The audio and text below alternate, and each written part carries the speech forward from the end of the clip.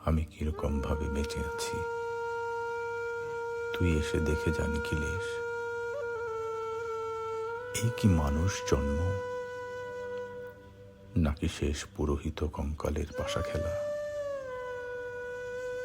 প্রতি সন্ধ্যাবেলা আমার বুকের মধ্যে হাওয়া ঘুরে ওঠে, হৃদয়কে অবহেলা করে রক্ত। আমি মানুষের পায়ের কাছে কুকুর হয়ে বসে থাকি তার ভেতরের কুকুরটাকে দেখব বলে। আমি আক্রোশে হেসে উঠি না,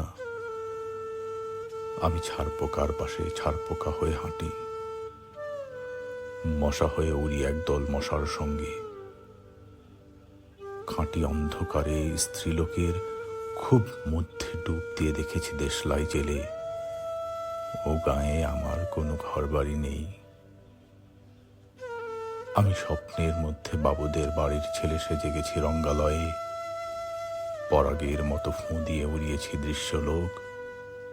ঘামে ছিল না এমন গন্ধক যাতে ক্রোধে জ্বলে উঠতে পারি। নিখিলেশ, তুই একে কি বলবি? আমি সবার ঘরে নিজের দুই হাতে পেরেকে বিঁধে দেখতে চেয়েছিলাম যিশুর কষ্ট খুব বেশি ছিল কিনা। আমি ফুলের পাশে ফুল হয়ে ফুটে দেখেছি তাকে ভালোবাসতে পারি না। আমি কপাল থেকে ঘামের মতন মুছে নিয়েছি পিতামহের নাম। আমি শ্মশানে গিয়ে মরে যাবার বদলে মাইরি মাইরি ঘুমিয়ে পড়েছিলাম। নিখিলেশ, আমি এই রকম ভাবে বেঁচে আছি। তোর সঙ্গে জীবন বদল করে কোনো লাভ হলো না আমার।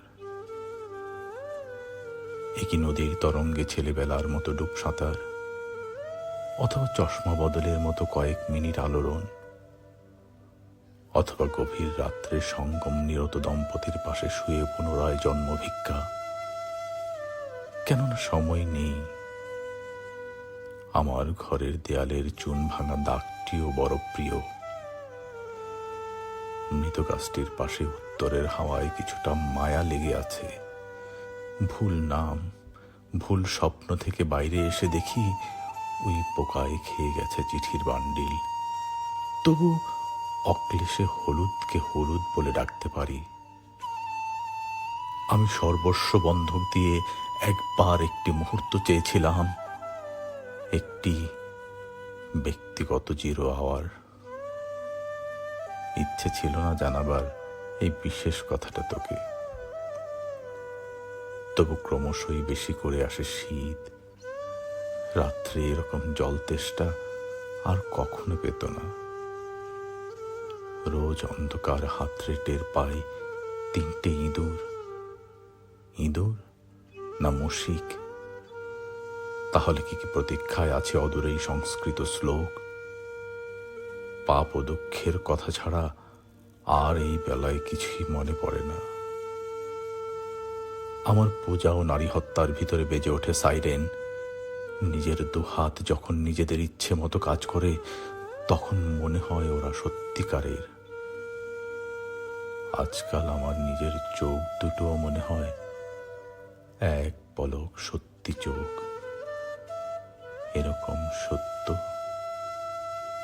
পৃথিবীতে খুব বেশি নেই আর।